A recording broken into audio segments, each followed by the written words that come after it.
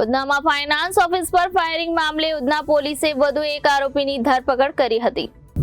ઉધનામાં finance office પર firing મામલે ઉધના પોલીસે વધુ એક આરોપીની ધરપકડ કરી છે। અગાઉ ફાયરિંગ કરનાર 3 આરોપી ઝડપાયા હતા, જેમનો વરઘોડો પણ જાહેરમાં કાઢવામાં આવ્યો હતો। ત્યારે હજી ફાયરિંગ કરનાર મુખ્ય આરોપી ગુરુમુખ વોન્ટેડ છે, જેને પકડવા માટે પોલીસ સક્રિય થઈ છે।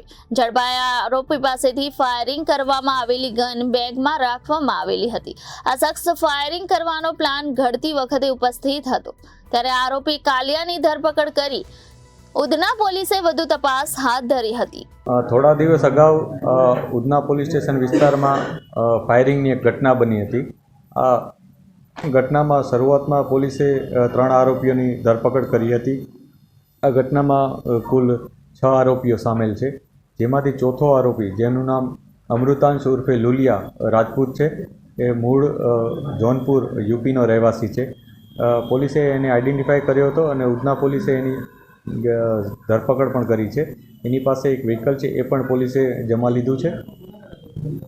આ આરોપી છે, એનો જે ગુનાહિત ઇતિહાસ છે એ પણ અમે અત્યારે તપાસી રહ્યા છીએ અને એનો જે આ ઘટનામાં રોલ છે એ પણ અમે તપાસી રહ્યા છીએ। આ ઉપરાંત અન્ય 2 જે આરોપીઓ છે એનો પણ અમે શોધખોળ કરી રહ્યા છીએ અને જલ્દીમાં જલ્દી પકડાઈ જાય એ પ્રકારના પોલીસનું પ્લાનિંગ છે। Bureau report Janadesh news, Surat.